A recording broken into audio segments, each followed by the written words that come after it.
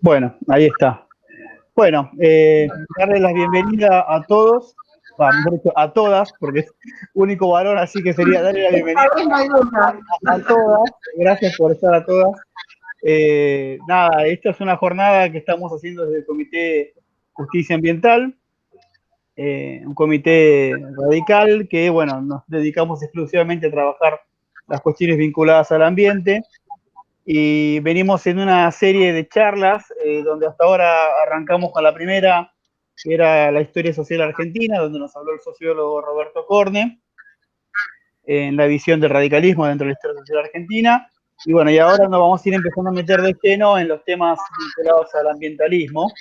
Y por eso para nosotros es un honor, un privilegio contar con una clase de la doctora Eras, que para todos los que trabajamos el tema ambiente y estamos en el tema ambiente, sabemos, digamos, las virtudes de la doctora cuando fue su amparo histórico, que generó que el gobierno de la ciudad tenga que mejorar el proceso de poda. Así que nada, darle la bienvenida y bueno, dale Claudia cuando guste. Bueno, bárbaro. Bueno, muchas gracias por esas palabras tan elogiosas. Bueno, acá también yo tengo que agradecer a la Escuela de Formación Radical Ambientalista que me invitó y que está haciendo un trabajo impresionante de formación de todos sus miembros, con personas realmente muy, muy capacitadas y muy formadas con las que voy interactuando con este sistema genial que es el WhatsApp. Así que bueno, muchas gracias a ustedes. La idea de esta charla es, vamos a hacer primero una introducción con algunos conceptos muy básicos de derecho. Perdón, Claudio, te pregunto, ¿podés ponerme la pantalla para que por lo menos yo me vea un poco? Para que vos te veas, Sí, ¿puede ser o no? no sé cómo sería hacer eso. Bueno, no, está bien, entonces vamos así.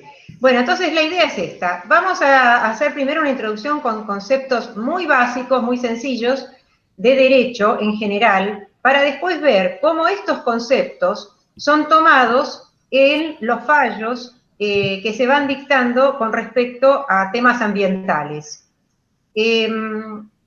Básicamente la idea es que es para no abogados, ya que para los abogados esto va a ser demasiado básico. Pero bueno, esto es así.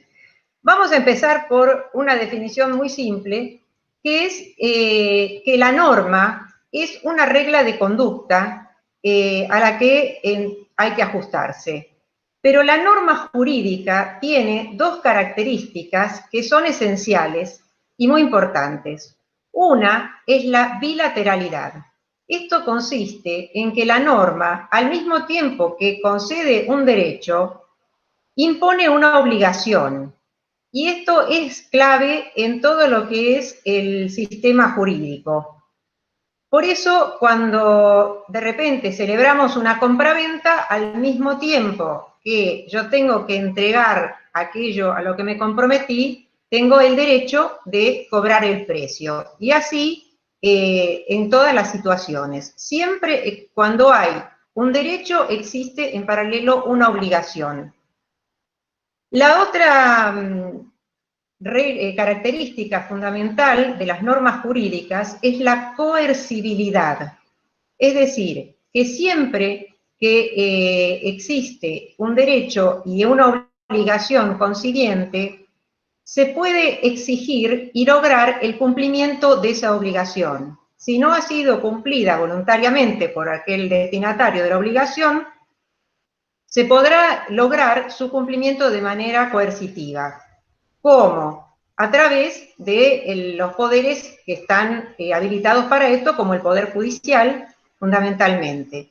A veces también hay organismos que tienen este poder coercitivo, como por ejemplo la AFIP, la aduana, que pueden realizar también procedimientos e imponer sanciones cuando sus normas no se han cumplido. Entonces, estas normas que imponen, que conceden derechos e imponen obligaciones, se destinan, sus destinatarios son los llamados sujetos de derecho. Los sujetos de derecho básicamente son, en principio, las personas, que pueden ser humanas, como dice ahora en el nuevo Código Civil y Comercial, antes llamábamos personas físicas, y las personas jurídicas.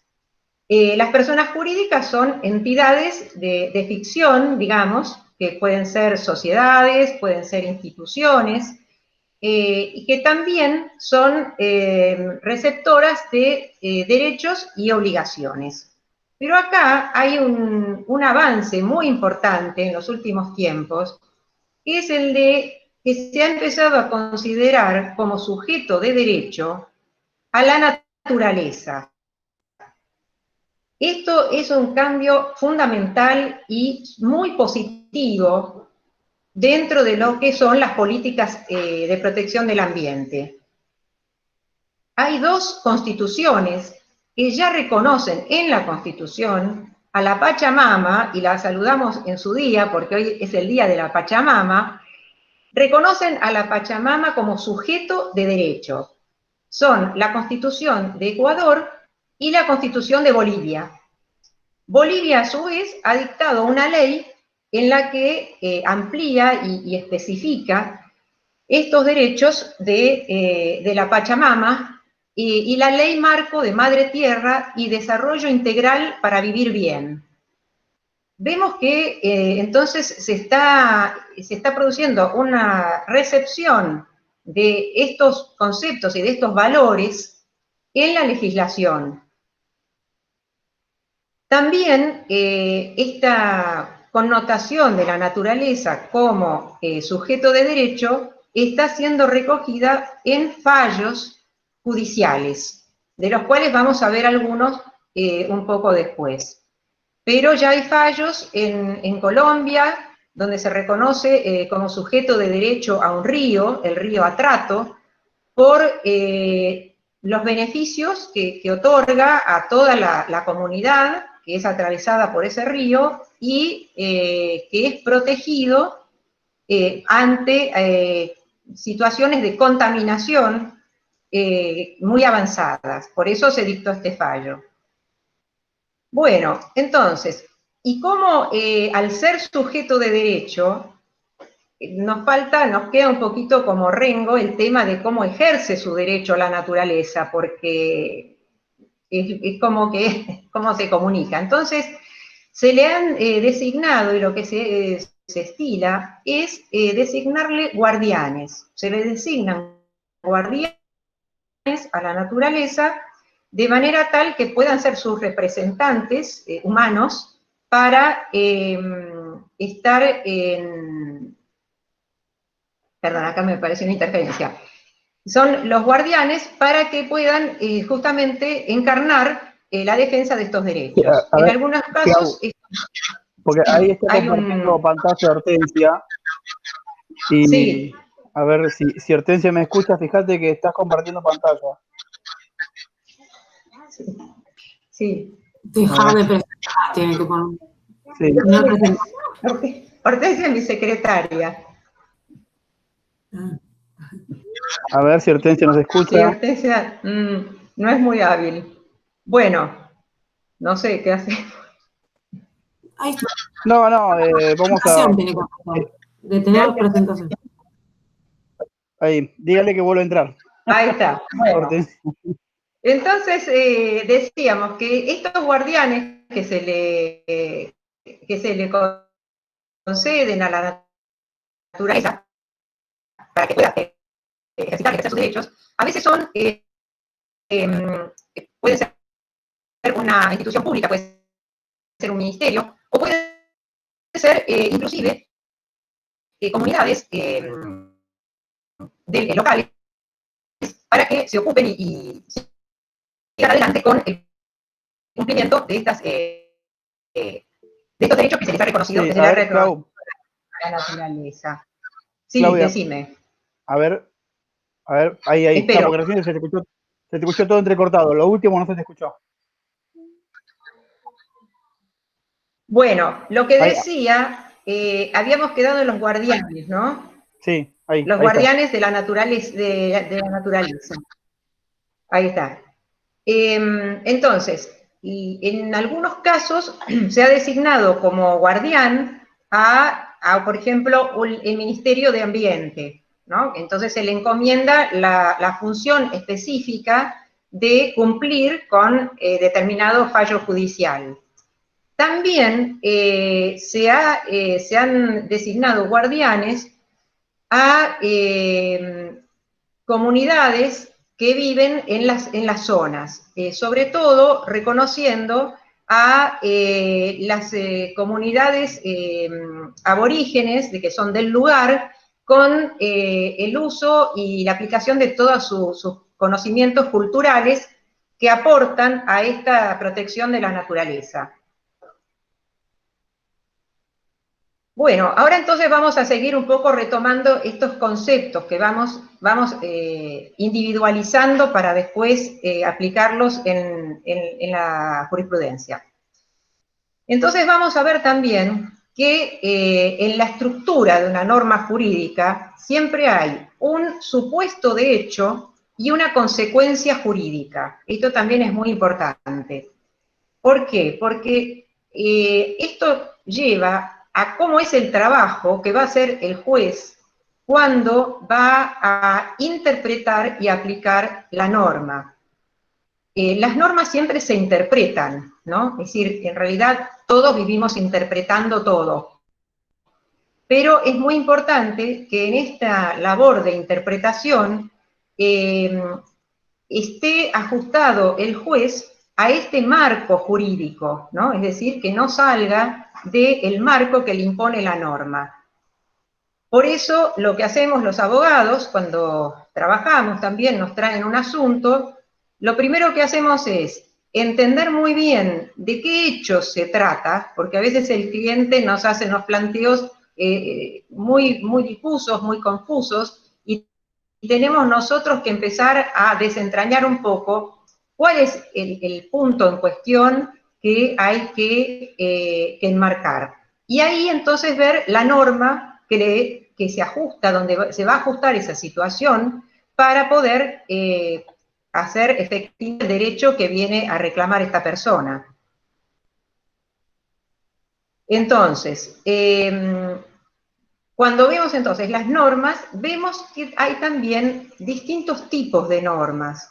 Hay normas que son imperativas o llamadas de orden público y normas que son dispositivas o supletorias. Las normas de orden público son muy importantes en lo que hace al derecho ambiental. Estas normas, cuando revisten esta característica de ser de orden público, son de cumplimiento obligatorio. Ahí no se puede jugar con la autonomía de la voluntad. Se cumplen tal cual son y de forma obligatoria. ¿Y por qué es así? ¿Por qué existen este tipo de normas? Porque contienen principios de orden superior que están vinculados con la existencia y conservación de la organización social establecida, es decir, comprenden y reflejan principios y valores que hacen a las características de la sociedad en el momento en que esas normas se dictan. Por eso limitan la autonomía de la libertad para mantener esa cohesión social.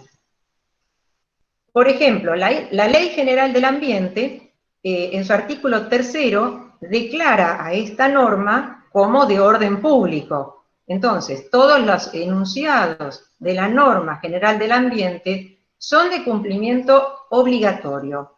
No quiere decir que después todo se cumpla, pero así lo dice la norma.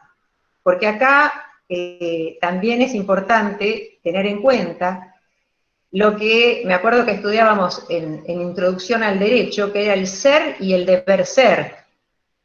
Y lo que muchas veces uno le explica también a los clientes. Bueno, la norma dice eso y eso es lo que debería ser. Ahora, que suceda en la realidad es otra cuestión. Pero sí, es muy importante cuando en una norma, por ejemplo, como esta, de la Ley General del Ambiente, ya establece como definición que esa norma es de orden público. Porque ahí lo que va a hacer es, como decíamos al principio, cuando las normas otorgan derechos y establecen obligaciones, es que entonces vamos a poder reclamar de una manera muy sólida, con mucho fundamento, su cumplimiento, en el caso de una violación. Por eso es fundamental este concepto de la ley de orden público.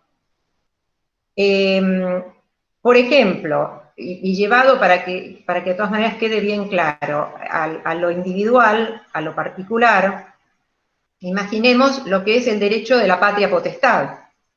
Este es un concepto que también es de orden público, porque cuando una persona tiene un hijo, en ese momento nacen sus derechos como padre y también sus obligaciones a las que no puede renunciar.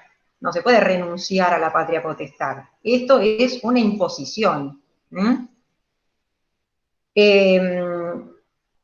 Bueno, hay otros casos también para que terminan de conformar el tema del orden público y por qué tienen su sentido como normas que hacen a la conservación de la sociedad tal cual está postulada en el momento en que se vive. Por ejemplo, en lo que hace al derecho sucesorio.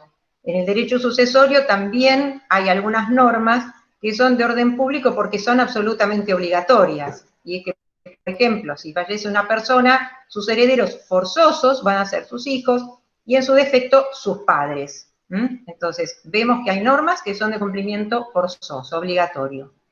Y hay otro tipo de normas que, les voy a dar un dato que también tiene que ver con el ambiente.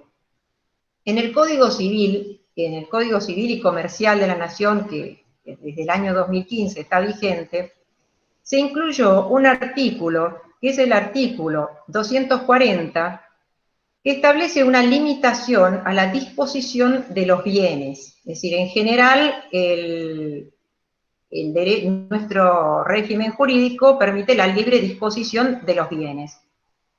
Pero en este artículo se establece una limitación para el caso de que la disposición de los bienes pudiera afectar el funcionamiento o la sustentabilidad de los ecosistemas de flora, fauna, la biodiversidad, el agua, en fin, la cultura, el paisaje. Entonces, todo esto ya son límites que pone el Código Civil a la disposición de los bienes.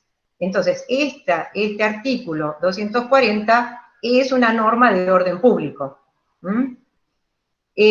Bueno, tenemos otro tipo de normas, que son las normas dispositivas o supletorias, donde sucede lo contrario. En este tipo de normas son las que permiten que los particulares puedan hacer convenciones a su gusto y necesidad. Entonces, si tomamos el mismo caso del derecho sucesorio y sucede que hay una persona que no tiene hijos ni padres, podrá hacer un testamento y dejarle sus bienes a quien quiera, al margen de que haya una parte disponible, pero no voy a entrar en ese aspecto. También hay una libre disponibilidad al celebrarse los contratos. Yo puedo celebrar un contrato con las características y particularidades que convengan a las partes y nadie me lo va a cuestionar, siempre que no viole alguna norma de orden público, ¿no? Por ejemplo, vamos a hacer otra comparación o confluencia de una norma de orden público y una de norma dispositiva. Ahora, con el nuevo código también, cuando se inicia un juicio de divorcio, hay que acompañar junto con la demanda, aunque sea uno solo el que lo promueve, que lo puede hacer perfectamente, un convenio regulatorio de qué va a pasar con los bienes, con los hijos. Entonces, eso es obligatorio presentarlo. Y en ese caso sería de orden público. Pero el contenido de ese convenio, bueno, va a quedar sujeto a que esa pareja acuerde. Entonces, hay normas que abren un panorama que es dispositivo y otras que son absolutamente de orden público. Lo que hay que tener en cuenta también dentro de este esquema es que la ley no ampara el ejercicio abusivo de los derechos. Entonces, hay normas que son dispositivas, pero siempre que se muevan dentro de un marco que no sea un ejercicio abusivo del derecho o que no sea contrario a la moral y a las buenas costumbres. Por ejemplo, yo no puedo legalmente hacer un contrato contratando a alguien para que mate a otra persona, ¿no? Entonces, siempre hay un marco dentro de lo dispositivo también. Pensando en todo este esquema de los derechos dispositivos, también es muy importante tener en cuenta que el artículo 19 de la Constitución Nacional enuncia el principio de que todo lo que no está prohibido está permitido. Entonces, es todo un juego, una interrelación que se va dando dentro de este conjunto de normas que nos van orientando acerca de qué es lo que está permitido, lo que no y cómo hacerlo. Dentro de este esquema, para entender cómo juega todo este marco jurídico, es muy importante tener en cuenta qué son los principios generales del derecho, que también tienen una importancia fundamental en la interpretación de las normas y en su aplicación. Los principios generales del derecho tienen un contenido también de moral, de consenso social, que hacen que no necesariamente están explicitados en las normas, muchas veces, pero sí son una guía para cuando el juzgador, el juez, tiene que resolver un caso que a veces no está expresamente previsto en una norma, porque las normas, bueno, son genéricas y muchas veces se presentan casos particulares, especiales, que no tienen un correlato expreso en una norma. Entonces los jueces, a la hora de aplicar el derecho, se guían también por estos principios generales del derecho, que son, por ejemplo, la equidad, el hecho de la buena fe. La buena fe es un principio del derecho que es fundamental. En el caso de duda, es siempre a favor de la parte más débil, ese es otro principio general del derecho. Y tenemos ahora en el derecho ambiental sus propios principios generales, que se han ido elaborando y que se consagraron después en distintas declaraciones, como por ejemplo en la Declaración de Río de Janeiro de 2016, donde ya se definieron y se enumeraron con mucha precisión. ¿Vamos bien por ahí? ¿Sí? Bueno. Perfecto, Claudia, sí, sí. Bueno, está bien. Entonces, ahora esto de los principios generales del derecho ambiental es fundamental. Es un avance importantísimo y es la guía que tienen los jueces, como un faro que los ilumina en el momento de resolver las cuestiones que se les plantean, más allá de las normas que ya existan dictadas sobre temas ambientales. Entonces, vamos a hablar de algunos, porque son muchos, pero para que tengan una idea. Uno es el principio de precaución. Este principio es clave. Este principio lo que dice es que no hace falta una certeza científica respecto del posible daño que pueda ocasionar una actividad, una instalación, para prohibirlo o para evitarlo. No es necesaria la evidencia científica, entonces es un principio precautorio. Es, por las dudas no lo hagamos, porque puede haber un daño. Y esto es fundamental porque con todos los avances tecnológicos, con todo lo que se hace, es difícil a veces acreditar, demostrar que ese daño va a suceder y con eso lograr que se prohíba una actividad. Pero con este principio precautorio, entonces ya está cubierto un espectro mucho más amplio de situaciones que van a tener protección por parte de la legislación, llegado el caso, y de la jurisprudencia, de los jueces. Otro principio es el de la prevención. Lo que impone, lo que sostiene, es que dada la peligrosidad de una cosa, es decir, acá ya sabemos que esa cosa o situación es peligrosa, lo único que no se sabe es si en ese caso concreto el daño se va a producir. Pero entonces, igualmente, por prevención, no lo permitimos. A continuación podemos hablar del principio de la equidad intrageneracional. Este es un principio muy importante porque de lo que habla es de la necesidad de una distribución equitativa de los beneficios de la naturaleza entre los distintos sistemas que componen los ecosistemas que integran la naturaleza, entre los cuales está el hombre y todo lo demás. Entonces, esta equidad intrageneracional también es destacada y debe ser respetada. Por otro lado, también está el otro principio que es la equidad intergeneracional, que es en la que estamos, por lo que estamos preocupados todos los que tenemos hijos y además ya nietos. ¿Qué es? Que tenemos que garantizarle a las generaciones futuras que van a poder disfrutar de un ambiente sano y saludable, tal como hasta ahora, más o menos, vinimos haciéndolo nosotros.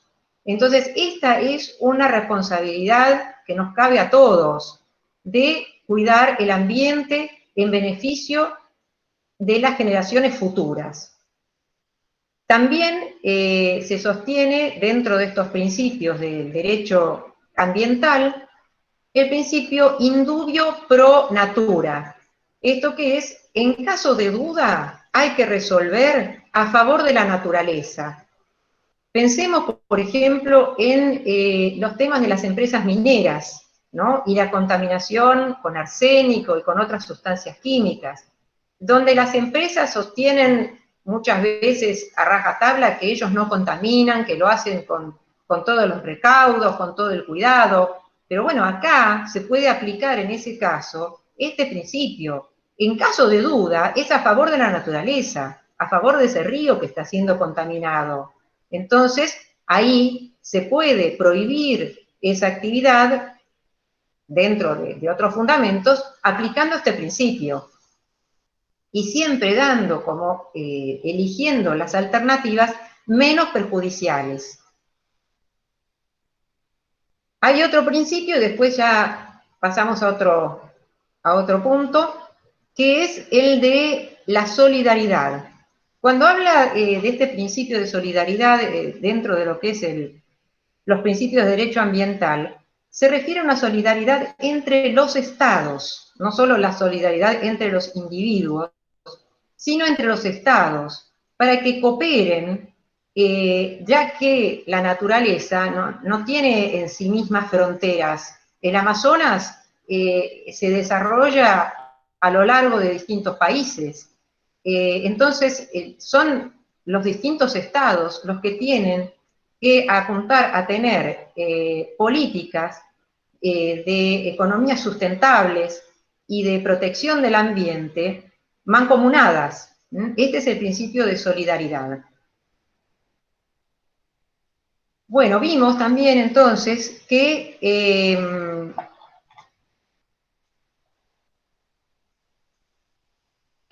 hay distintas fuentes de todo este derecho ambiental y que una de ellas es la jurisprudencia. ¿Qué es la jurisprudencia? Porque para un abogado, bueno, hablamos de jurisprudencia y ya sabemos de qué se trata. La jurisprudencia son las sentencias que dictan los jueces en los distintos casos que se les han presentado. Estas sentencias tienen un gran valor porque son los antecedentes que a su vez van a tomar los jueces cuando tengan que dictar nuevas sentencias, ellos mismos u otros. Es un poco como la ciencia, que siempre está desarrollándose sobre los hombros de sus antecesores.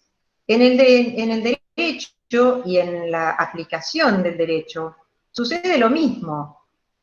Siempre cuando uno, por ejemplo, plantea una demanda, elabora una demanda, una de las partes fundamentales va a ser citar casos análogos y cómo fueron resueltos por los jueces que intervinieron.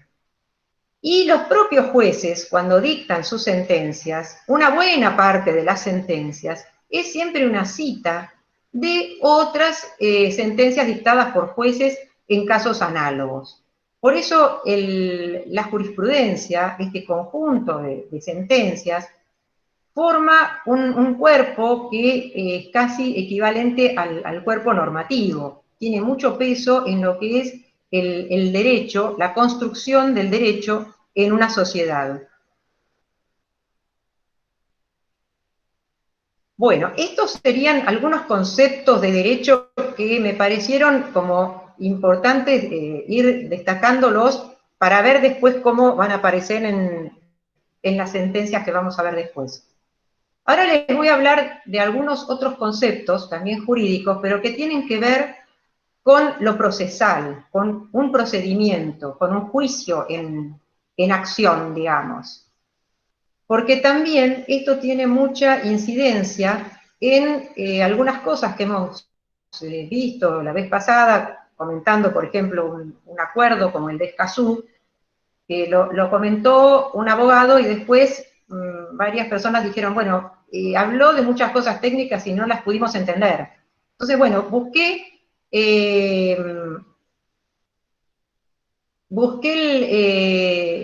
a ver cuáles de esos conceptos habían quedado ahí un poco en el aire para un poquito explicarlos ahora y después ir a los fallos. Bueno, uno es el de la legitimación procesal.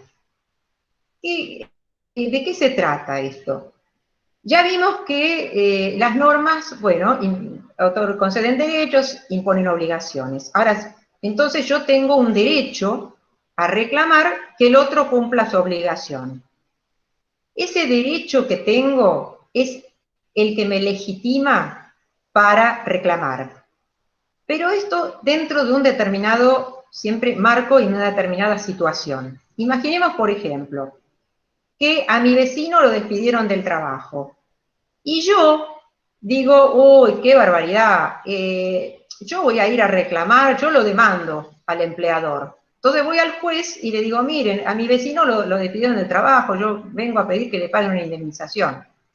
Y el juez, ¿qué me va a decir? Usted no tiene legitimación, usted no tenía ningún vínculo jurídico con ese empleador para venir a reclamar acá.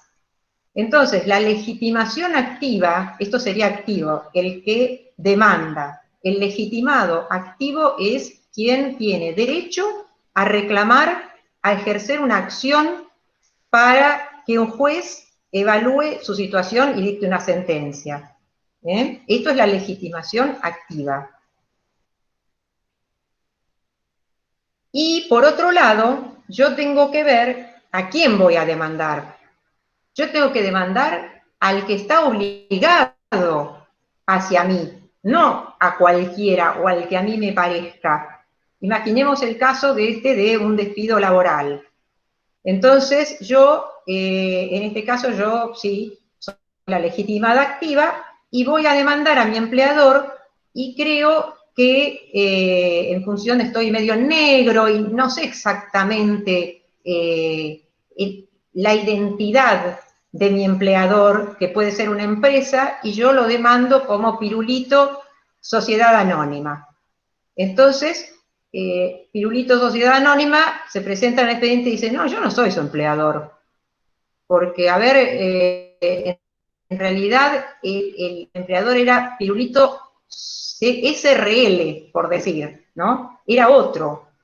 Entonces, lo importante es saber también a quién uno va a demandar. Y ese va a ser el que se llama en derecho el legitimado pasivo.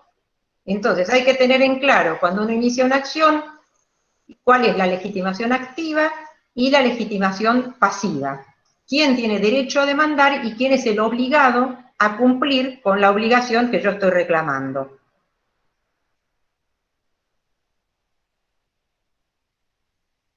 Bueno, esto porque lo vamos a ver después en los fallos. Y ahora les voy a hablar de otro, dentro de un proceso, entonces tenemos el actor y el demandado, ¿no? Que son las figuras claves y protagonistas de un proceso.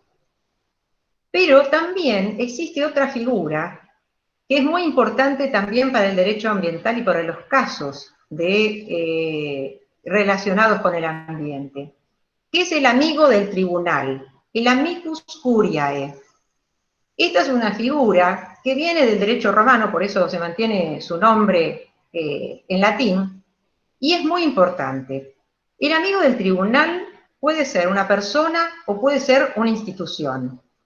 Es alguien que va a aportar a ese juicio sus conocimientos, una información técnica muy específica y valiosa para el desarrollo del expediente. Es un gran auxiliar del juez, porque el juez recibe causas de todo tipo en su juzgado, no es un experto en todos los temas. Y muchas veces le pasa que le llega un asunto como el de los árboles, y el juez no sabe mucho de árboles.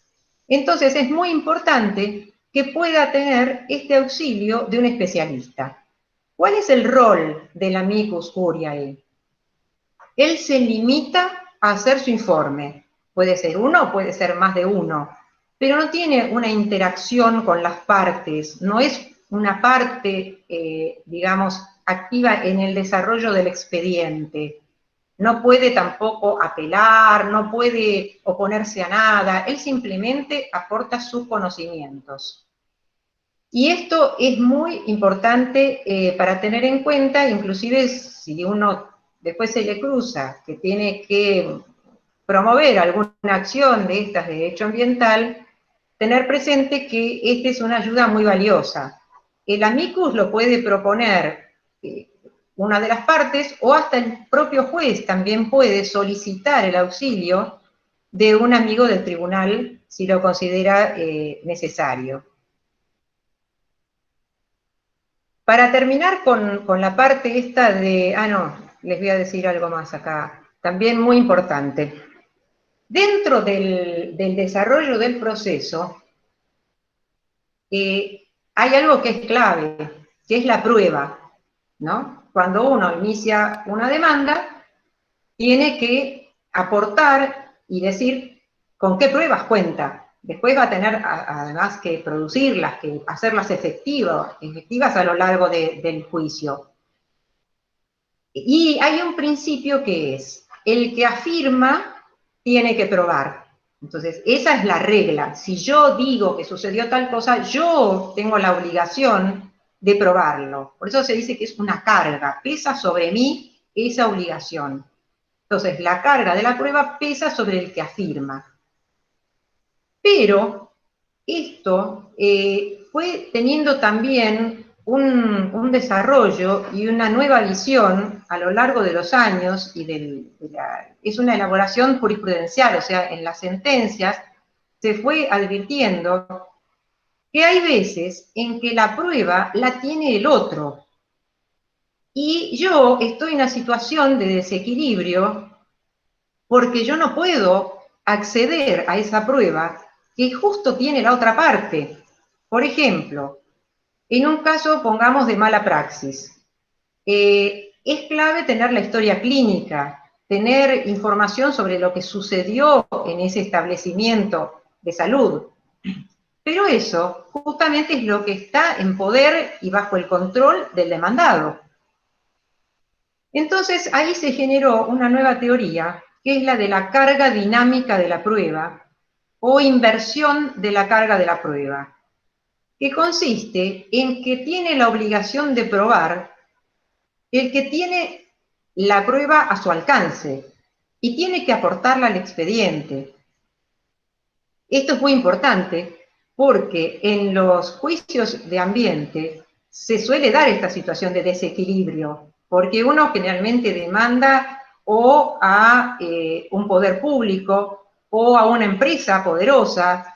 Entonces, esto de tener uno que probar lo que en realidad, con lo que cuenta con muy pocos elementos, hace que esta nueva teoría de la carga dinámica de la prueba sea muy importante para este tipo de juicios. Vamos a ver ahora un concepto más de estos que vamos haciendo así como un picoteo, no sé cómo les resulta, todo este picoteo de conceptos jurídicos, que es el de la medida cautelar. Porque la medida cautelar también es una herramienta muy importante en los procesos ambientales.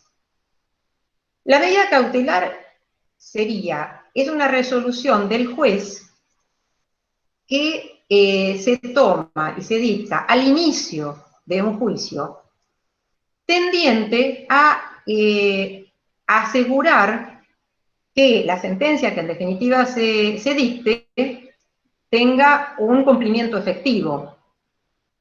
Eso como regla general. Ahora, vamos a ver por qué en particular es muy importante en el derecho ambiental. Hay dos requisitos que tiene que cumplir una petición para que le otorguen la medida cautelar. Y estos son la verosimilitud del derecho y el peligro en la demora.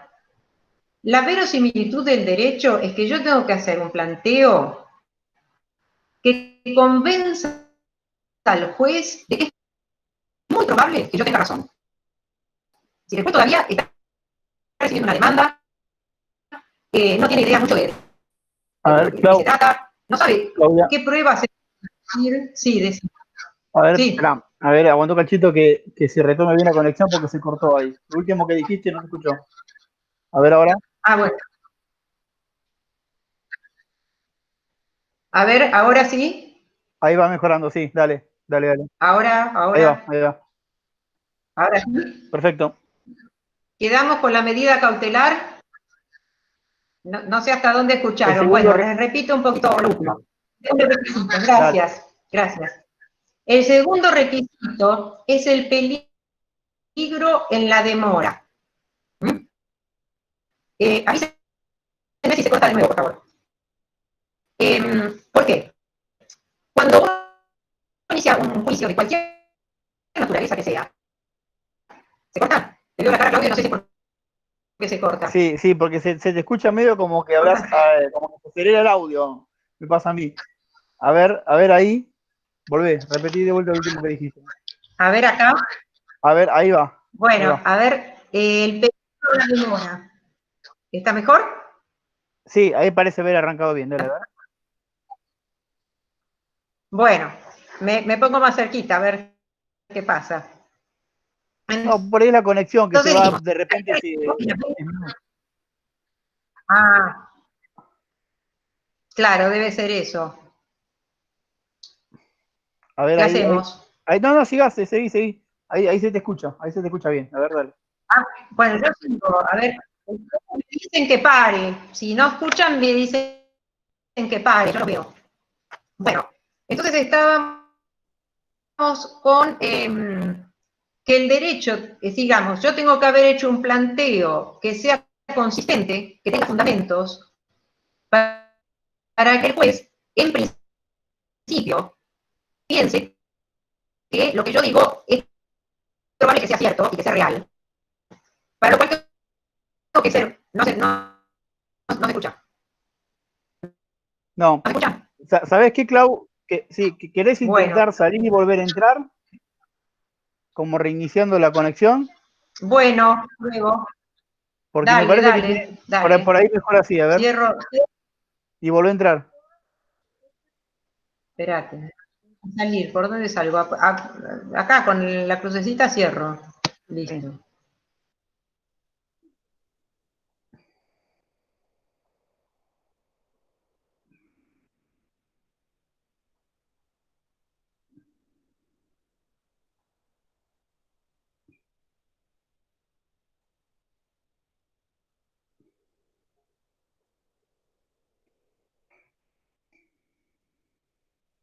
Perdón, estamos en vivo. Suele pasar. En los mejores canales de televisión pasa.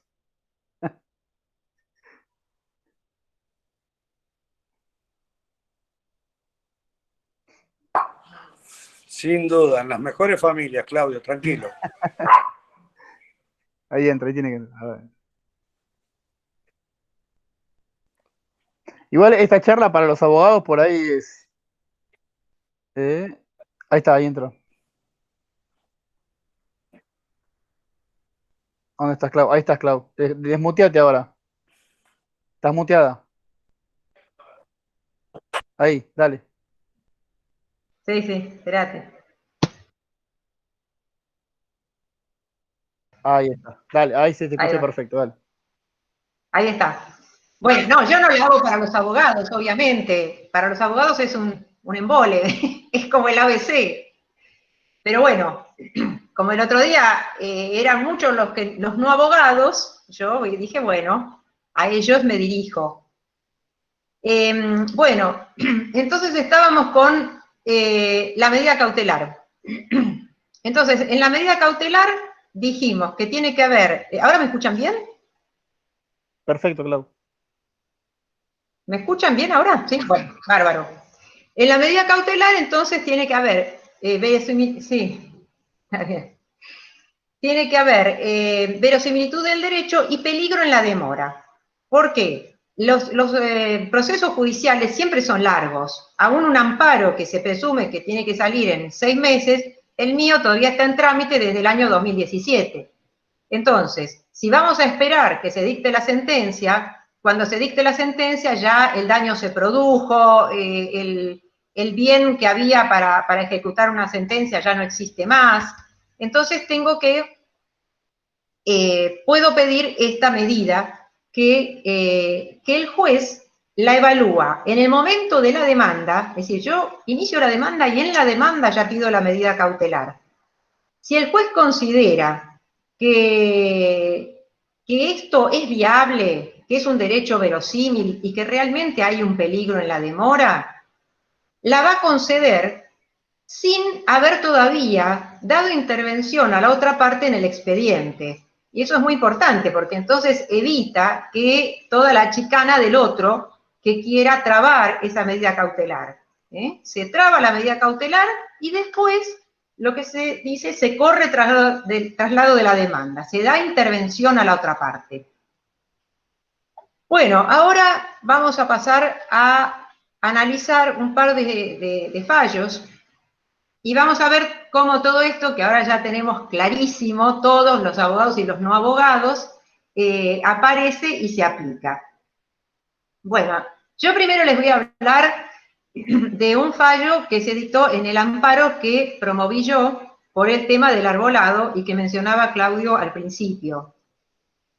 En este expediente, les cuento un poquito el origen. Fue que a la vista de las podas desmesuradas y dañinas que hace el gobierno de la ciudad a través de las empresas contratistas, me puse a estudiar el tema, que en ese momento yo no estaba muy conectada con el derecho ambiental, pero me hice muy amiga desde entonces, y hay una ley de arbolado en la ciudad de Buenos Aires, y yo apunté a 3 artículos de esa ley, que son el artículo 10, que dice que antes de la intervención en cada árbol hay que hacer un informe técnico que justifique la necesidad y la forma de la intervención por cada árbol, imagínense.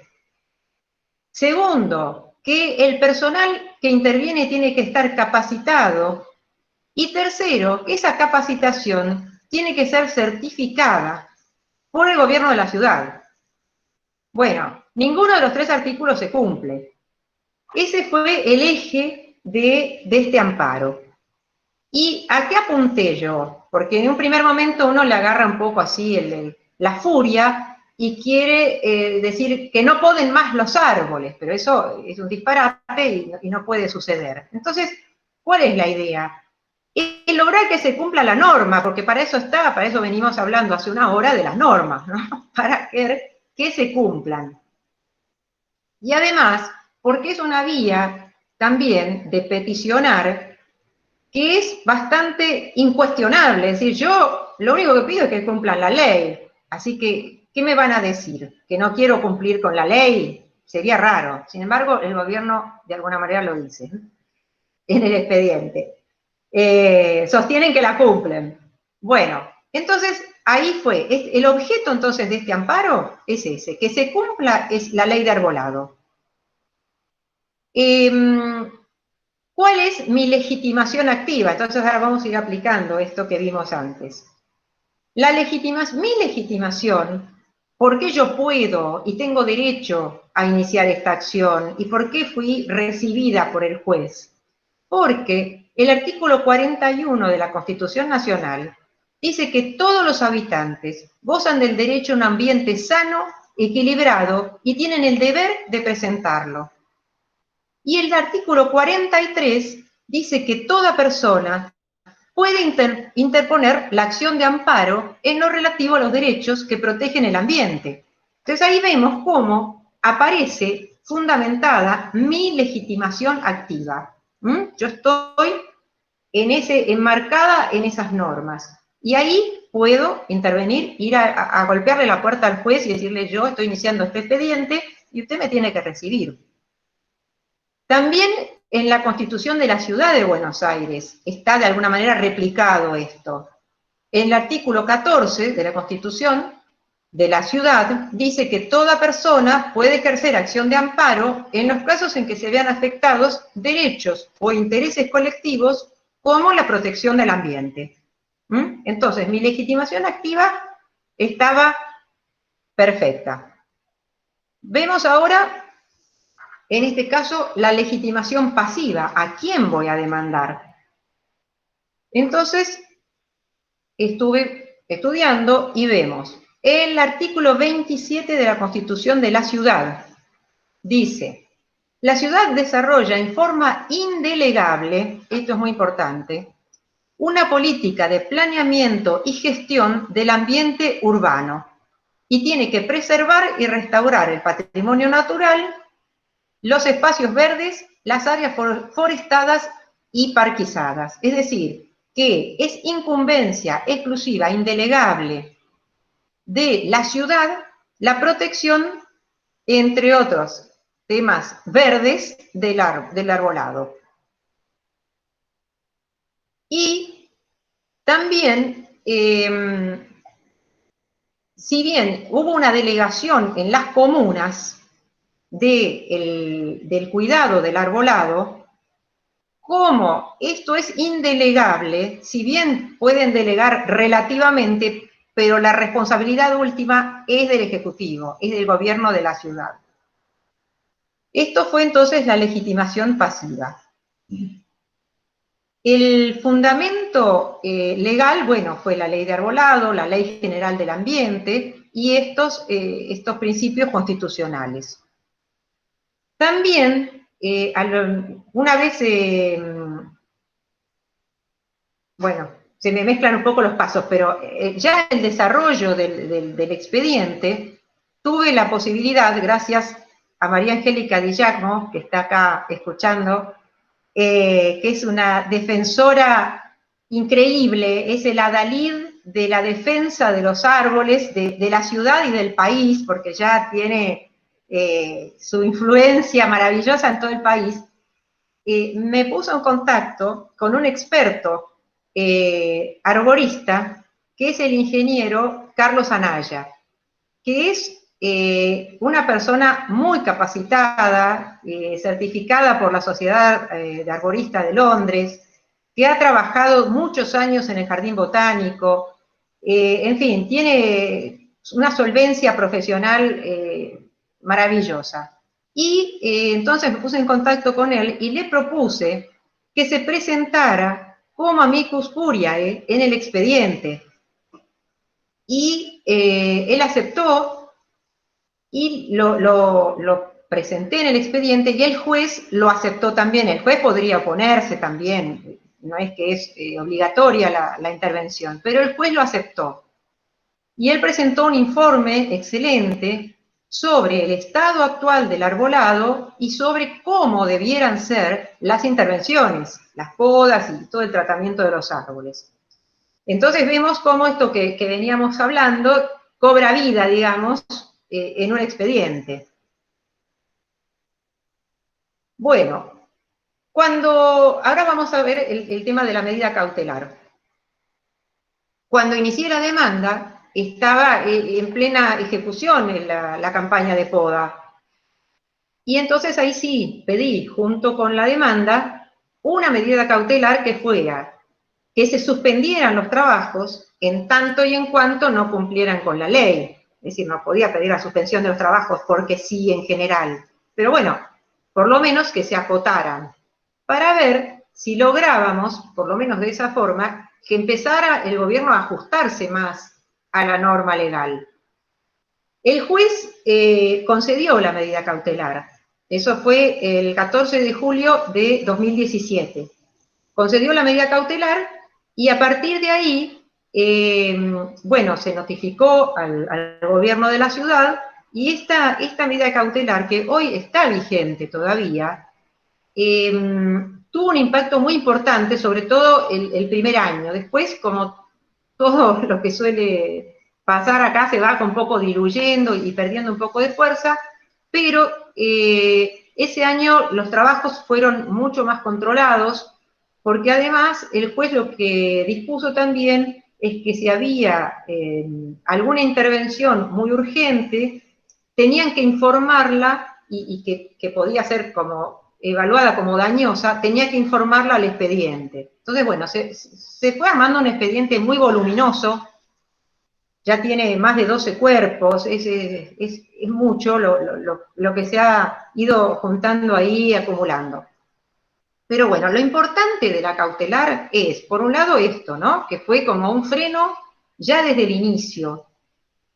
Y lo que sucedió es que el gobierno de la ciudad y el fiscal, ambos apelaron, cosa bastante insólita, porque uno dice, ¿cómo van a apelar si le está diciendo que cumplan la ley? ¿No? Es raro, digamos. Pero apelaron. Ellos apelan todo lo que se les pasa por delante, apelan. Y entonces el expediente, pero por un lado hasta fue bueno que apelaran, porque el expediente fue a la Cámara. Entonces, cuando en un expediente que tramita en un juzgado de primera instancia, donde hay un solo juez, si hay una apelación, se eleva a otro tribunal donde hay 3 jueces que van a estudiar ese tema. Es un tribunal colegiado, las cámaras de apelaciones son tribunales colegiados.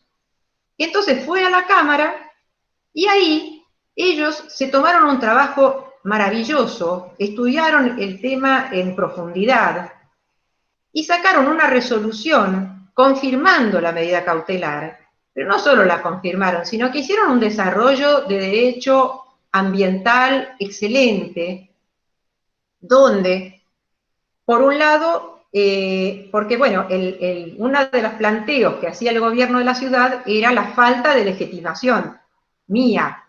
Decían que yo, que yo venía con un planteo genérico y que en realidad yo no tenía ninguna legitimación para demandar este tema.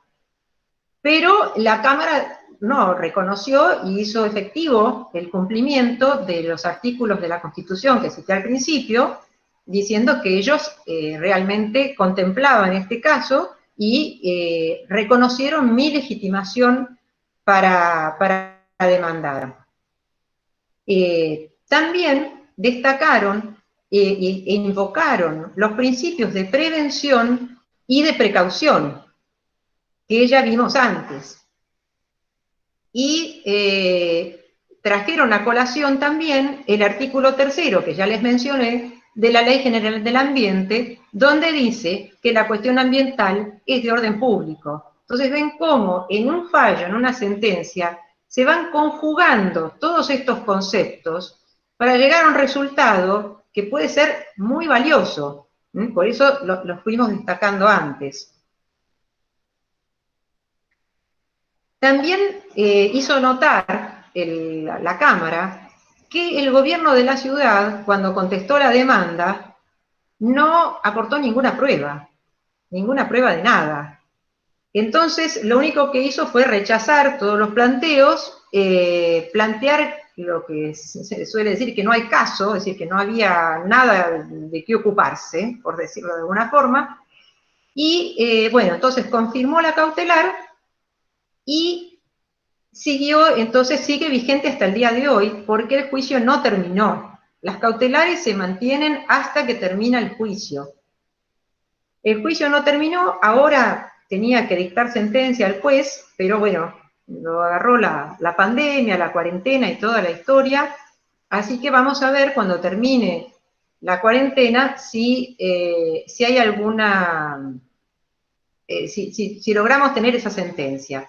Pero tuvo un efecto muy, muy importante, porque el gobierno de la ciudad ya tomó nota, digamos, del tema, de la situación, y por lo pronto incorporó a más de 100 inspectores en las comunas, que los inspectores tienen que estar presentes cuando se hacen las intervenciones sobre los árboles. Es su obligación. No pueden ir las cuadrillas solas. Por eso si uno ve una cuadrilla trabajando y pregunta dónde está el inspector y no está, uno puede llamar a la policía y decir, miren, acá hay una cautelar que prohíbe trabajar de esta manera, acá tiene que estar el inspector. Y me pasó algo así, algo a título anecdótico. Estaba fin del año pasado, estaba en mi casa a la mañana, un sábado creo que era, y escucho las motosierras que son el terror de las amantes de los árboles. Y salí disparando, por supuesto, a ver dónde andaban, y estaban a la vuelta de mi casa. Entonces había unos operarios trepados a un árbol, cortando unas ramas, y estaba el inspector. Entonces yo, como soy prudente, me acerqué, lo saludé y le pregunté, ay, ¿qué están haciendo con este arbolito? Entonces él me atendió muy cordialmente y me dijo, no, porque hay unas ramas, ¿ves? Que están entrando en la terraza del vecino, y nos pidió, bueno, muy bien, pero estamos cortando con cuidado, y les decía, no, paren ahí, a ver, no, muy bien. Y le dije, bueno, no, perdón que me meta, pero, ¿sabe? Yo justo inicié un amparo sobre el tema, le digo, con mucho gusto, soy Claudia Heras. Me dice, ¡ay, Claudia Heras! Gracias, me dice, gracias a usted yo tengo trabajo. Así que bueno, eso me reconfortó mucho, ver que de todas maneras algo uno, esas semillitas que uno va plantando, hablando de ambiente, ¿no? Van dando sus frutos. Bueno, entonces este sería el caso del arbolado. Y como ya les digo, todavía no tiene una sentencia, pero bueno, ojalá pronto, ¿qué dice el curso? No sé, será de inspección. ¿De qué? No sé el curso de qué. Sí, bueno. Inspectora de arbolado urbano. Qué bueno, qué bien, buenísimo. Bueno, genial. A través de la cátedra de forestal. No, que se dio el curso de arbolado urbano para los inspectores, se da en la Universidad de Buenos Aires a través de la cátedra de forestal, y bueno, yo como estoy terminando la carrera de ingeniería agrónoma, me pude anotar. Qué bueno, bueno, genial, Sí. buenísimo. Es fundamental, porque en el expediente lo que se vio porque el gobierno aportó esa información, ¿no? Que yo inventó. Les voy a redondear un poco algo sobre el parque de los árboles. Cuando hice la demanda, después de presentada la demanda, Clau. pensé en esto de la delegación. Ahí. Sí, ¿se va? Ahí se había ido y ahí volviste. Y ahí volviste. A ver. Ahí, sí, ahí vas teniendo varias preguntas. Si querés, después, cuando vayamos redondeando, ya vamos a las preguntas directamente y abrimos un debate, si querés. Porque está lindo el tema, está interesante. Ah, bueno, dale. Tenía otro fallo para comentar, pero bueno, No, lo dejamos para otra vez. Comentalo. Les comento esto. ¿El otro fallo? Sí, Okay. sí. Yo te iba diciendo nada más que si tenés preguntas para... Ah, bueno. Sí, está bien. No, también si se hace muy largo me avisan, porque a veces estas charlas se hacen un poco largas. Dale. Bueno, ahora les iba a decir algo más, pero no me lo acuerdo, no importa. Ah, sí, yo me acuerdo, que era sobre lo que dijo Gabriela. Cuando hice la demanda, que había demandado al Poder Ejecutivo de la ciudad, después, por las dudas, amplié también la demanda contra las 15 comunas, porque... Para Clau, para bien. que te fuiste ¿No? de vuelta. No. A ver, espera un cachito. A ver si retoma la conexión. Y a ver ahora. ¿Qué hago? ¿Salgo y entro? No sé, a ver, pará. A ver ahora. Ahí mejoró, a ver. ¿Mejoró? ¿Ahora? Sí, ahí mejoró. Dale, a ver. Bla. Bueno. Entonces, lo que les decía es que amplié al principio la demanda contra las 15 comunas para no dejar un hueco ahí, una zona gris que permitiera al gobierno de la ciudad justamente, no se escucha. No, Clau, vamos a tener que hacer lo que hiciste recién hace un ratito. ¿Me escuchan bien? No, se te escucha muy mal, entrecortadísimo. Dale, lo hago ya mismo. Dale. Me voy. Chau.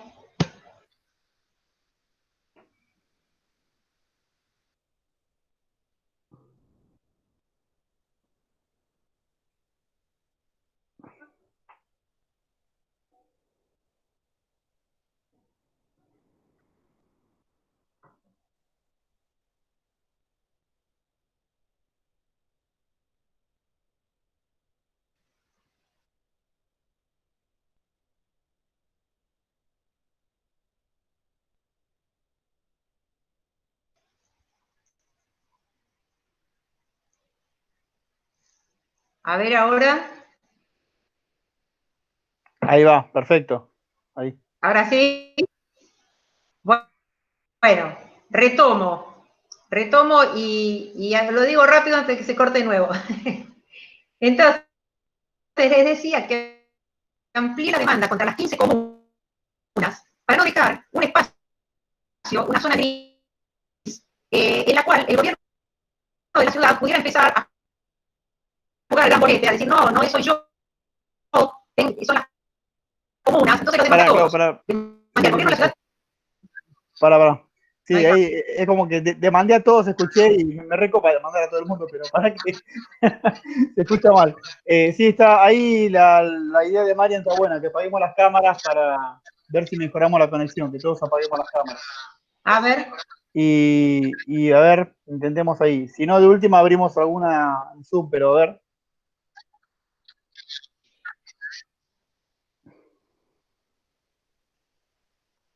Ahí, Clau, ¿vos me escuchás bien a mí? A ver, yo sí, a vos te escucho bien. Bueno, Sí. ahí parece haber mejorado. Bueno, ¿sigo entonces? Dale, a ver, intentemos. ¿Ya está? Bueno, entonces les decía que lo que hice fue demandar a las 15 comunas también, para no dejar ninguna zona, digamos, ningún flanco descubierto por donde pudiera chicanear el gobierno de la ciudad. Y entonces, al intervenir las 15 comunas, y después ir pidiendo informes a todas las comunas sobre lo que estaban, cómo estaban trabajando sobre el arbolado, muchas de las comunas informaban que los inspectores eran estudiantes. Entonces, por eso me parecía importantísimo lo que decía Gabriela, que haya una formación ya en la facultad para ser inspector de arbolado, porque no cualquiera puede hacer la evaluación necesaria para la intervención. Bueno, si quieren, podemos pasar a las preguntas, porque así, si no, se va a hacer demasiado largo, y dejamos el otro fallo para otra oportunidad. Les digo qué es. ¿Me escuchan bien ahora? Sí, perfecto. Sí, bueno. El otro fallo es uno que dictó la Corte Suprema, es un fallo muy importante, la Corte Suprema de Colombia, el 5 de abril de 2018. Fue un amparo promovido por 25 niños y jóvenes, asistidos por un centro de estudios de justicia, para pedir la protección de la Amazonia colombiana. Demandaron al presidente de la República, a los ministerios de Ambiente y Desarrollo Sostenible y al Ministerio de Agricultura y Desarrollo Nacional. Y demandaron también a el organismo de parques nacionales para ver también qué intervención tenía por el incremento de la deforestación en la Amazonia. Es decir, lo que dio origen es el incremento de la deforestación. Y planteaban la protección de sus derechos a gozar de un ambiente sano, vida y salud.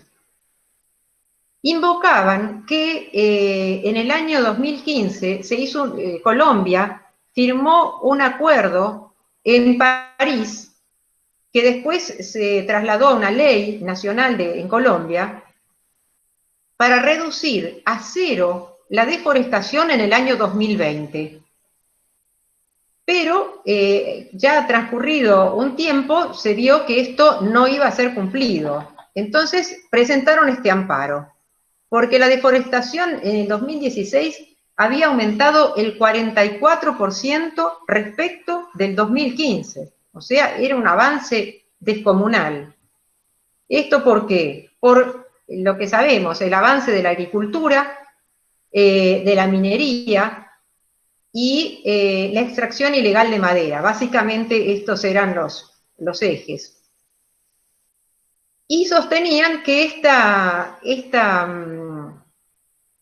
intervención tan destructiva había alterado el régimen de lluvias, había alterado la capacidad de absorción de las lluvias también, lo que provocaba inundaciones, los cambios de suministro del agua que llega a las poblaciones y un acentuamiento del calentamiento global.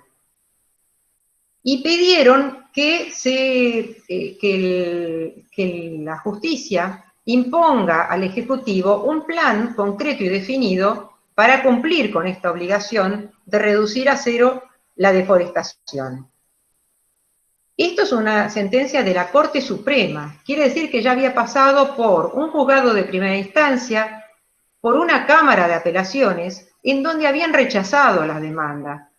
Pero la Corte Suprema reconoció este valor planteado y la necesidad de velar por el ambiente. Y dictó una sentencia en la que rescatando justamente los principios de los que hablamos antes, el principio de precaución, el principio de equidad intergeneracional, el principio de solidaridad, todos estos principios están invocados en esta sentencia de la Corte Suprema de Colombia. En este juicio también intervino un amigo del tribunal, un amicus curiae, que es el director del programa de Ciencia del Clima de la Universidad de Columbia en Estados Unidos, que aportó un informe técnico valiosísimo. Se los digo así todo rapidito. Bueno, la cuestión es que la sentencia destaca la necesidad de salir del modelo en el que el eje del enfoque es el hombre, para hacer un enfoque ya ecocéntrico antrópico, donde el hombre es parte de la naturaleza, pero no es el único eje. Es fundamental que esto se vuelque en sentencias como esta, porque generan antecedentes súper valiosos para después invocar cuando uno hace un planteo.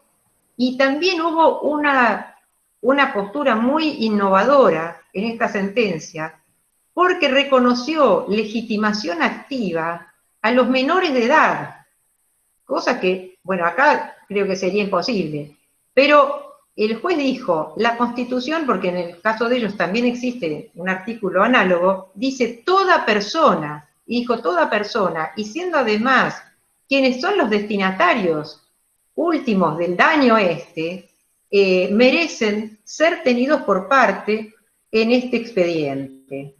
Así que esta es una sentencia que es una joya para tener en cuenta y un escalón importantísimo en el avance del derecho ambiental y su aplicación. Bueno, si quieren, vemos qué preguntas tienen y qué les podría contestar. Bueno, ahí, Nair, ¿estás ahí, Nair? ¿Quieres hacer las preguntas en voz alta? A ver. Hola. Ahí, dale. Sí, tenía varias, pero las dos de las que me acuerdo, una es que hubo un fallo de la Corte Suprema con respecto a un conflicto, si mal no recuerdo, sobre un río en Mendoza, que yo no tengo mucha idea sobre el tema, no sé si la doctora lo conoce. Y la otra pregunta que tenía es que en la ciudad yo vi carteles que decían como, algo así como aquí habrá un futuro árbol en los canteros, y yo no sé si usted tiene algo que ver, y bueno, sobre todo agradecerle por su trabajo, que es para mí una inspiración para mi profesión en el futuro. Bueno, gracias por ser inspiradora. Gracias. A tus órdenes, para lo que necesites, con todo gusto. No, el cartelito no puede, ni al contrario, eso lo pone el gobierno de la ciudad. A ver, Clau. Dentro de una campaña de ridícula. Sí, se corta. Sí, a ver, espera. ¿Se corta? Para. Se escuchó, pero entrecortadísimo. A ver, ahora, intenta de vuelta, a ver. A ver, pruebo. ¿Se escucha? Pongan cara, ¿sí o no? Sí, igual puede ser que apaguemos las cámaras para mejorar la conexión, pero a ver, dale, intenta. Ahí parece que mejoró. Bueno, sí, decía que los cartelitos no fueron una inspiración nuestra, eso lo pone el gobierno de la ciudad en una campaña que yo considero que es ridícula. Porque lo que tiene que hacer es plantar el árbol, ¿no? Poner un cartelito que un día va a un árbol, y sobre todo no destruir los que ya están. Bueno, y respecto al fallo del río en Mendoza, puede ser que lo haya visto pasar, pero no lo tengo presente ahora. En todo caso lo podría buscar y si estás en contacto lo vemos. A ver, Clau, ¿querés? Ahí se corta de vuelta. ¿Querés intentar de vuelta salir y volver a entrar? Porque parece que esto da resultado. Bueno. Dale.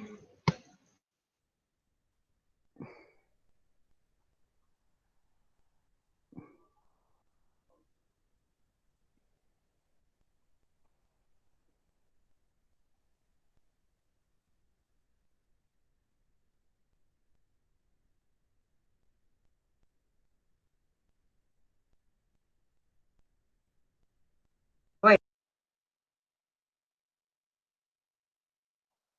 A ver ahí. Estás muteado ahora.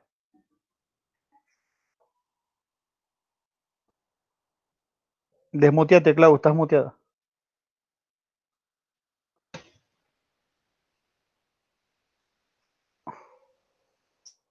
Sí, el fallo entre las dos provincias, el del río Atuel, sí, lo vi, lo tengo más o menos presente, pero no puedo hablar sobre eso ahora porque tendría que repasar un poco, pero sí hubo un tema también entre las dos jurisdicciones. Es un fallo interesante por eso también. Bueno, ¿había alguna otra pregunta? Sí, ahí, a ver, mientras tanto, vos me escuchás bien a mí porque de última yo te hago la pregunta Sí. y capaz que en estos 2 segundos mejora tu... Porque a Dale. vos se te escucha medio entrecortado. Yo, Ahí parece que mejoró. No, bueno, nada, te agrego que está buenísimo todo lo que dijiste hasta acá. gracias. Está, digamos, para los que no somos abogados es un temón, porque es como el canal de lucha contra el sistema, ¿no? Porque a veces, en el caso de los que somos profesionales del ambiente, es como te decía ese chico, a mí también me pasó de que me vinieron a escuchar a motosierra, salí corriendo a la puerta, y era un chico que había cursado conmigo, que de repente me lo encontré en la puerta de mi casa. Yo le pedí que no me pode el árbol, le dije, deja, este árbol no me lo podés, yo lo controlo bien, lo manejo bien. Obviamente, nada, como era amigo, me dio bola y no lo hizo, pero ahí yo tenía una pregunta para hacerte, Clau, porque vos en un momento hablabas de principio, creo que de precaución, ¿no? Sí. Y hablabas de la información científica, de que no importa a ver, sin importar mucho, porque a lo que voy es, en la biblioteca científica, dentro de las ciencias biológicas, agropecuarias, a veces tenemos dividido en dos las bibliotecas, ¿no? Y pasa, por ejemplo, ahora con el tema de la aplicación de los herbicidas, de los fungicidas, del glifosato, Sí. incluso con el manejo de la poda también. La biblioteca hay dos, por ejemplo, cuando armamos el código de infraestructura verde, inspirados obviamente en ese fallo que habías hecho vos, por ejemplo, discutíamos la validez técnica o no del clareado de los árboles, ¿no? De si realmente tenía sentido o no, porque si eso configuraba una nueva estructura en el dosel, bueno, y ahí teníamos como una discusión donde nos tirábamos papers por la cabeza, pero me quedé con eso de la validez científica, porque con el principio precautorio, por ejemplo, se me ocurre esto, que en el caso ahora de la producción porcina, que va a tener un enorme impacto ambiental si no es bien administrada, tranquilamente a partir de este principio precautorio podemos decir no al acuerdo, Claro. hasta tanto no tengamos garantizado que no va a haber un impacto ambiental. Claro, sin duda. Sin duda, por eso, porque dice, no se requiere la certeza científica. Entonces, en la duda, digamos, se conjuga con en caso de duda, indubio. En caso de duda, me abstengo, cuido a la naturaleza. Entonces, yo creo que sí, se puede invocar perfectamente en ese caso. Claro, claro, porque la otra pregunta que te hago, y dejo para que hagan otros también, porque si no me llego tanto de preguntas. En este caso, vos en el tema del arbolado lo tenías a Naya, que Naya es un arbolista certificado, ¿no? Claro. Entonces, como que tenía su. Ahora, mi pregunta es necesario tener a un profesional de este estilo que la descolle, o vos podrías haber hecho el mismo amparo sin el apoyo de Naya? Te explico. Yo el amparo lo inicié y la medida cautelar la tuve sin Anaya. Yo a Anaya lo conocí después. Perfecto. Entonces, vos perfectamente, uno puede iniciar, lo que tiene que tener es una demanda con buenos fundamentos, ¿no? Es decir, a estudiar bastante y hacer algo con buenos fundamentos y con la mayor cantidad de prueba que puedas tener. Eso va a ser tu fuerza. Si después le sumás un amigo del tribunal que convalide o refuerce tu postura, mejor. Claro. ¿Se escuchó? Sí, perfecto. Bueno, No sé si está alguien bien. tiene alguna pregunta.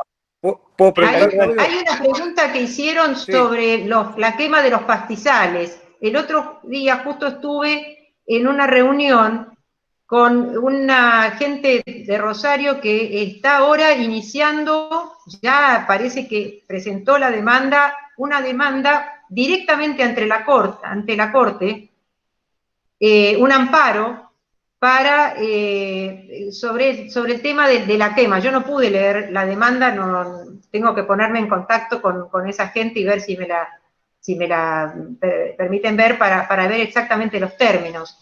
Pero es un amparo que se ha presentado en estos días, sí. Aparte que sobre eso de las quemas ya hay unas resoluciones, hay todo un plan de control de la zona, todo eso, pero no se cumple, no se cumple.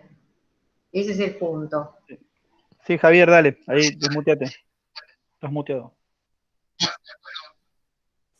Gracias. Bueno, doctora, muy interesante la charla, incluso para aquellos que somos profesionales, pero que no nos dedicamos al derecho ambiental, así que muchas gracias. Muy orientativa, es un tema muy interesante. La felicito y la verdad que muy bueno. Lo que quería preguntarle, en una cosa, yo como alguien que no entiende de la materia de derecho ambiental, veo con algo de agrado que se avanzó mucho, por lo menos en la ciudad, en el tema de la descontaminación visual. Todo el tema de cableados aéreos, digo, desde hace 20 años a esta parte, yo noto que se ha avanzado mucho. Antes uno miraba y no veía otra cosa que cables, pero también creo que falta mucho. ¿Usted ve que en ese tema se esté avanzando en algún sentido? Porque también es un tema como que se ha dejado de exponer y es súper importante el tema de la contaminación visual, aunque no sé si deja ese daño permanente e irreparable. Pareciera que no, que si podría ser algo de simple o sencilla resolución con mayor inversión de las empresas y hacer las cosas, pero también tengo la sensación como que en algún momento se avanzó mucho, pero que ahora está muy parado. No sé. Claro, en algún momento se avanzó con el tema de las marquesinas, que hubo que modificarlas. Para mí fue como un esbozo, pero no veo que haya ninguna campaña ni ninguna preocupación por ese tema, por ningún tipo de contaminación en la ciudad, ni visual, ni sonora. No creo que haya un interés de las autoridades por velar por la salud de los habitantes en ninguno de estos sentidos. Perdón, ¿no? Pero es mi opinión. Sí. No, la mía es parecida, solo que en algún momento me pareció que se había avanzado un poco y que después quedó muy parado el tema. Claro, seguramente sí. Igualmente en el tema este también ahí están involucrados los árboles, por el tema de las raíces, cuando también hacen todo el cableado y las cosas por abajo, es todo un tema también. Hay alguien que dice para comunicarse conmigo, yo tengo un mail que es muy fácil, es estudioeras, como mi apellido, Eras, H-R-A-S, estudioeras@gmail.com. Si quieren comunicarse, me escriben y con todo gusto. Sí, ahí sobre el tema del cableado, yo creo que también hubo un avance tecnológico, ¿no? En el sentido de claro. Y también lo que pasó, que creo que es un gran tema que hace el arbolado de alineación, es el tema del cableado que va enterrado, ¿no? La fibra óptica que va enterrado y eso implica la poda de raíces y ahí no hay norma. Igual el otro dato que yo me llevo, Claudia, de lo que decís es que yo tenía mis dudas desde lo legal, te pregunto ahí como abogada, porque la ley, la 3263, que es la de arbolado, no está reglamentada. Nunca se reglamentó esa ley. Y yo siempre tuve mi duda de que si las leyes no estaban reglamentadas y por tanto no tenían autoridad de aplicación, tenía la duda de si en definitiva tenía determinado grado digamos, de cumplimiento o si el gobierno tenía obligado.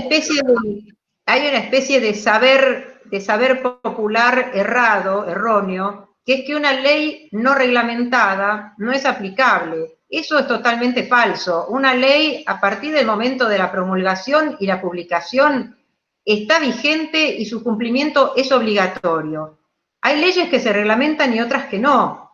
La reglamentación lo que hace es precisar con más detalle el alcance de la ley en algunos aspectos en que la ley, por su naturaleza, es más general, más genérica. Y a veces hace falta una reglamentación para que su aplicación sea más efectiva y más clara.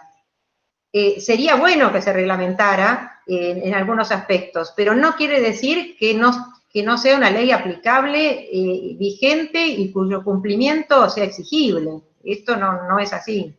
Mira, entonces me abrís la ventana a dos leyes que siempre creí bueno. que por no estar reglamentadas, creí que no eran de cumplimiento obligatorio, pero una es la ley de agua, que está sancionada acá en la ciudad de Buenos Aires, pero no está reglamentada. Y la otra es una ley que se sancionó y que prohíbe la utilización de agroquímicos dentro de la ciudad de Buenos Aires. Bueno, fundamental, claro. Y esas dos leyes están vigentes, o sea, son leyes que aprobó la legislatura, pero bueno, nada, yo creí como no estaban reglamentadas que no tenían. Claro, no.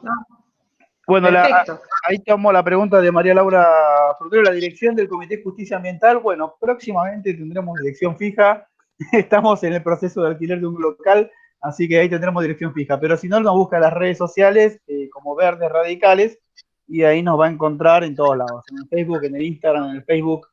En el Facebook estamos como Radicales Verdes, a redes, pero en el Instagram y en Twitter estamos como Verdes Radicales.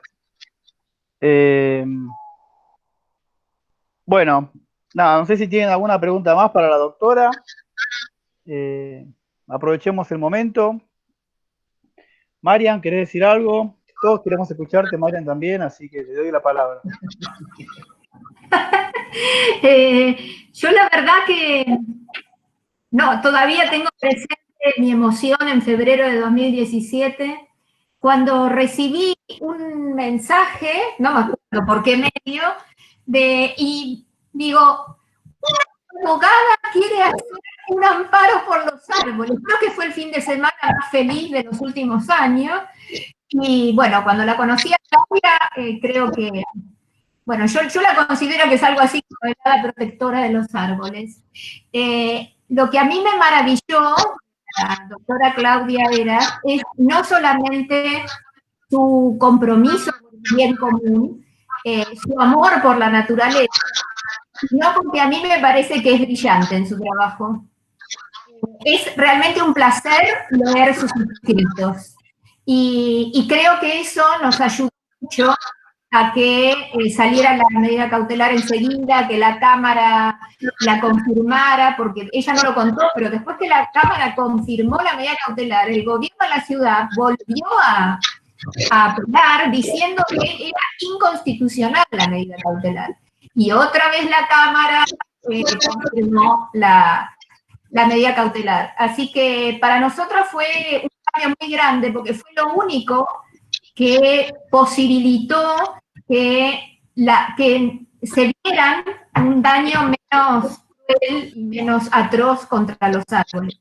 Todavía lo sigue habiendo, nos falta mucho para recorrer, pero a pesar de que nos falta mucho, creo que fue un gran paso este cambio que hubo digamos, en que hubiera más inspectores, que la gente se preocupara de que el que da la orden tiene que saber lo que está diciendo.